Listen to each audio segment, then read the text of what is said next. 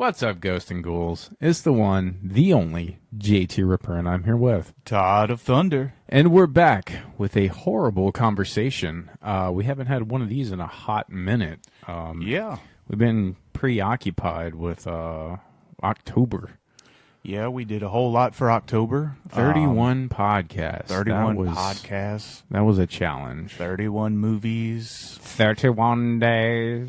But we're back with some news and some countdowns and some reactions. That whole good thing that you come to expect from a horrible conversation. Yeah. The greatness that we ooze. Yep. And yeah. I think you have some information on Five Nights at Freddy. At Freddy's. Five Nights at Freddy's. Freddy's. With an S. I've got a little bit to talk about. I've been diving more and more into this lore of Five Nights at Freddy's. There's this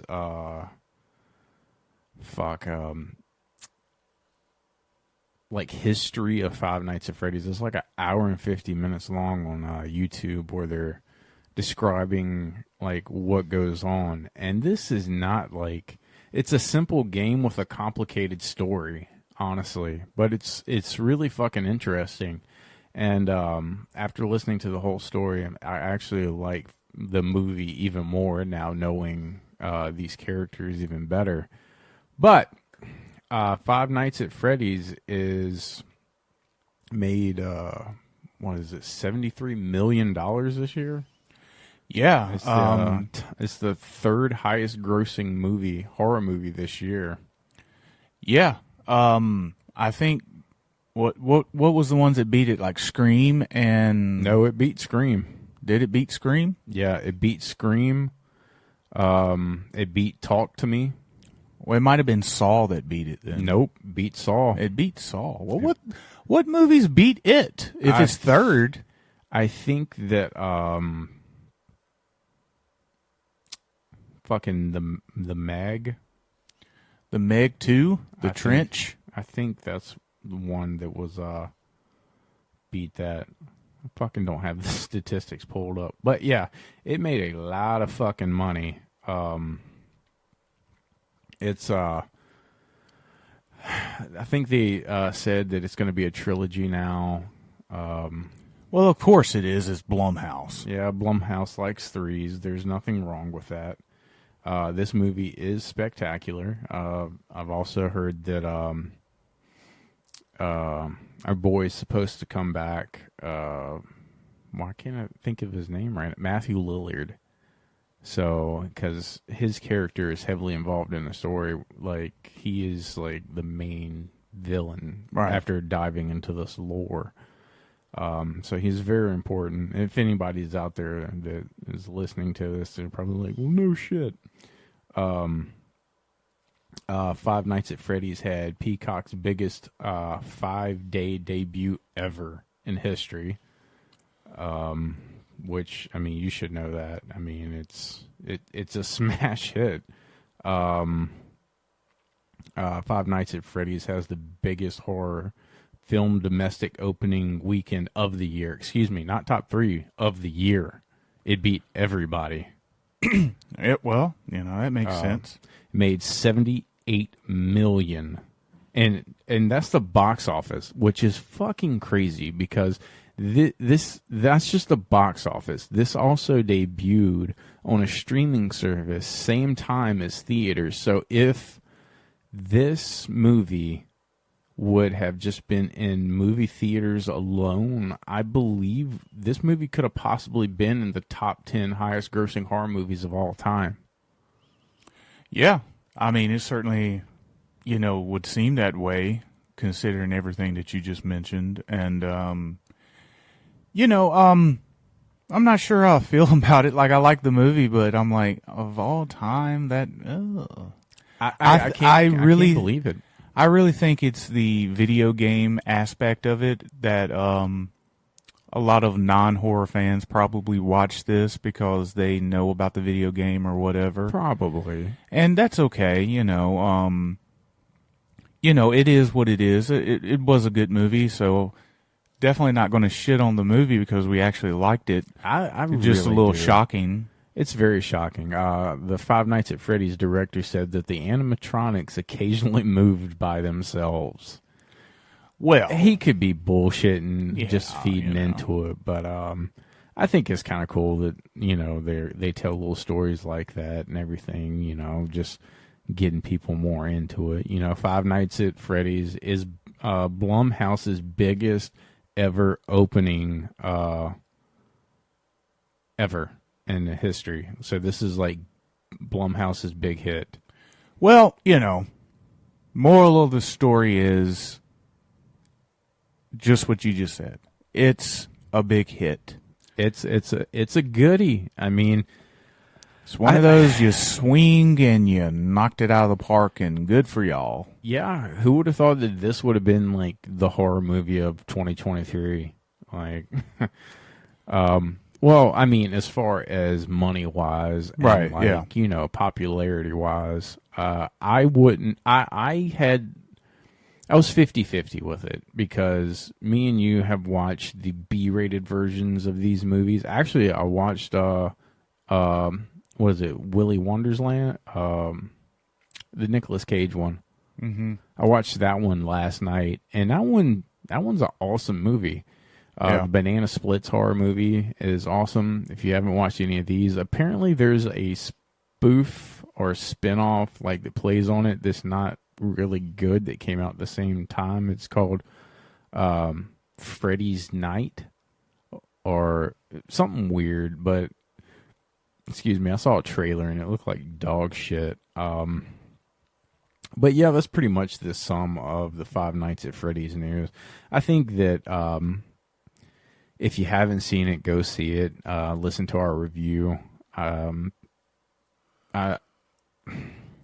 It's not going to be for everybody. I think it's a great gateway horror movie.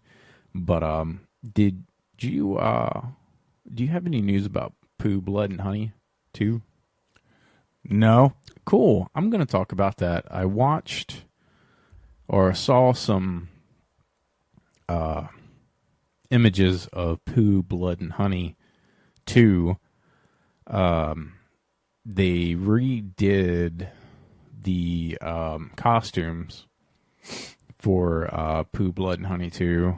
They redid Pooh's costume and they redid Piglet's costume. They added in Owl and Eeyore.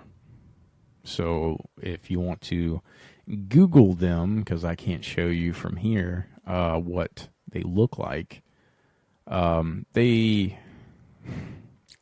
looks kind of weird. Owl doesn't look like an owl. Pooh's not as fat anymore, but Piglet's like very, very fat now and doesn't have like tusk. It actually looks more like a pig, not like a boar, like it did in Pooh, Blood, and Honey. Well, that tells me one thing, that if they're going to do all this, this is probably going to be a prequel because Igor was Aiden. He's not in the images.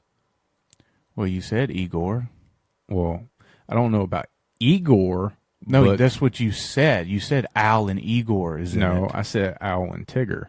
No, you said Igor. Well, Igor's not a Pooh character. It's Eeyore. Well, I don't know about that. I'm just going off of what the fuck you said. Hello, Pooh. I'm telling you that you didn't say Tigger, you said Igor. Master. I'm telling you that you made a goddamn mistake. I didn't say Eeyore. I said You did Tigger. so. Rewind the tape. All right, we're going to pause this. All right. I'm back. So we went back and listened to it because, technology. And I said Eeyore, but I meant Tigger. Tigger is in this movie because I'm a putz. Eeyore, not Igor, is he's not in this movie. Tigger, apparently his rights weren't up at the time, when they did the first Pooh, Blood and Honey, but that's why they're able to add Tigger in Pooh, Blood and Honey too. So no, it's not a prequel, but since I put that in there, that's why the thunder would have been right, because Eeyore, not Igor, was in, was was in it. So I hate Pooh, Blood and Honey. I thought it was trash, but that's for another day. That's a review that's going to be coming down the pipe here soon. What other news did I have for today? I don't know. You was going to talk about Terrifier 3. Terrifier 3. This is what happens when you have Alzheimer's and dementia. Joking. But yes, for those of you that got to see Terrifier 2 put back in theaters November 2nd, you got a sneak peek or a teaser of Terrifier 3. We did not go see Terrifier 2 in theaters this time around. We did see it last time, which is awesome. But the people that went there also got a poster. I don't know if you knew that, but it was like a picture of Art the Clown. And he's like bent over and he has like a sack full of like, it looked like weapons. And you know how you have like the Santa beards that normally hang around your neck? Mm-hmm. He had that, but if you look closely, it was like a skinned face of Santa Claus hanging around his neck. Okay. It's kind of cool. But the teaser is, it's a teaser. Apparently the first 5 to 7 minutes of Terrifier 3 is going to be like the most like controversial thing in horror movie history, or, you know, whatever.